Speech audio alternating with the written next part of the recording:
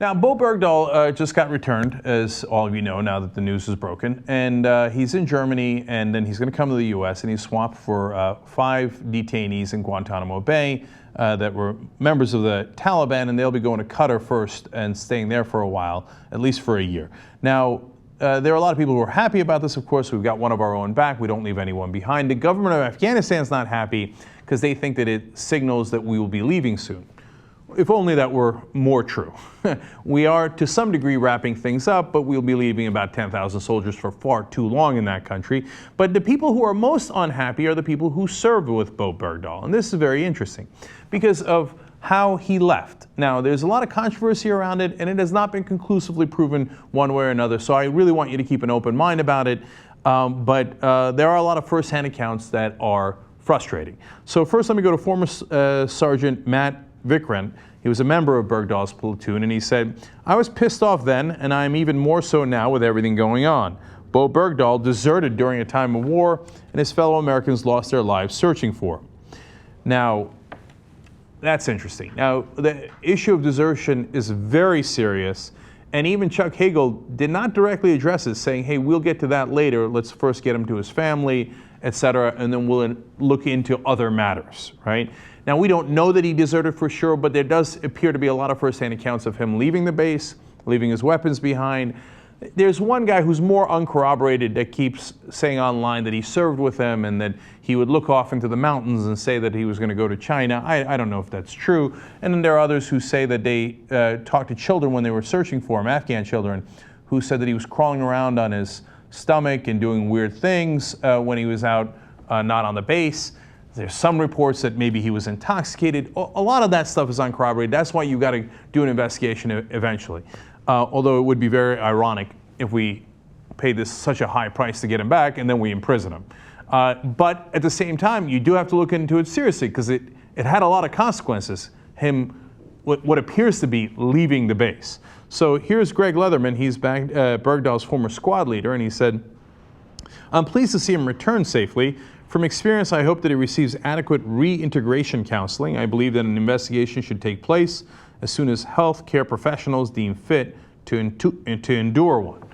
So even his leader there, a former squad leader, saying, hey, I'm glad he's back, but no, we're going to have to look into what happened here later. Now, there's a Facebook page that's been put up by other troops that says Bowe Bergdahl is not a hero. And here's Jake Tapper reporting on it. He says, according to first-hand accounts from soldiers in his platoon, Bergdahl, while on guard duty, shed his weapons and walked off the observation post with nothing more than a compass, a knife, water, a digital camera, and a diary. Now, what's even more devastating is that at least 6 soldiers were killed in subsequent searches for Bergdahl. Now, that drives me crazy because, to me, that goes to an incredible naivete on his part. Because he thought, well, I'll just walk into the woods and there'll be no consequences. I suppose that's what he thought. There's going to be consequences.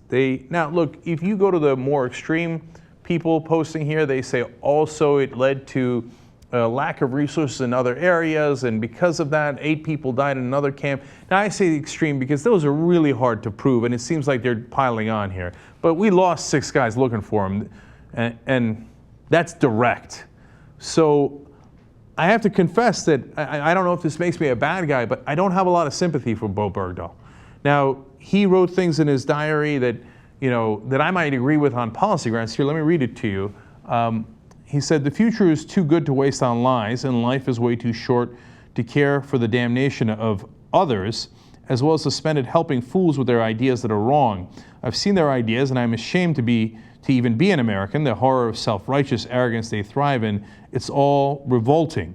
Now, that's too strong language for me. I'm not ashamed to be an American. I think the American idea is a great one. Now, we've done terrible things with it recently, including how long the Afghan war has dragged out. And so I share his frustration with the Afghan war, but that doesn't mean you could just walk off a base and cause incredible havoc. Did you think that if you ran into the Taliban, that they would be like, oh, you're against the war, great, no problem, come on in, I will take you to China. Oh, it turns out you're a buddy. No, they're going to capture you and they're going to want things in return. And if they don't get it at some point, they could have killed you. It's stunning naivete. And he also said in his journals, I'm sorry for everything. The horror that is America is disgusting. Okay, look, if you're that disgusted by the actions of the U.S. Military in Afghanistan, like I said, I think we've been there way too long, and I think we've done some terrible things there. So then there are other ways to go about this. You don't just walk off. You can take brave action and say, hey, you know what? You can go ahead and put me in the brig, whatever it is. I haven't served in the military, but take the consequences that you would get by saying, I am no longer serving in the military. I would rather go to prison back in the U.S. for however long I have to serve, or whatever the consequences might be. But don't walk off and then make people chase you and then lose all those guys. So now when it comes to the prisoner swap, I guess we got to do it, but that's why I'm so frustrated that he walked off. Because now, on top of losing those guys, on top of the resources we had to divert to try to find them, now we got to let 5 Taliban guys go. But at the same time, we're America. We don't leave anyone behind. So of course we were going to do the right thing and we were going to go get them, and we did. And I hope that Qatar somehow finds a way to make sure that those 5 Taliban guys from Guantanamo don't escape and do us harm in the future. And it's a tough, tough deal when you negotiate, and in this case they did have to negotiate with their enemy, the people who were fighting in Afghanistan. You don't get the deal you want, you get the deal you can make. And unfortunately, it's cost us more now. Finally, a soldier with the 509th Regiment also said it was unbelievable, all because of the selfish act of one person.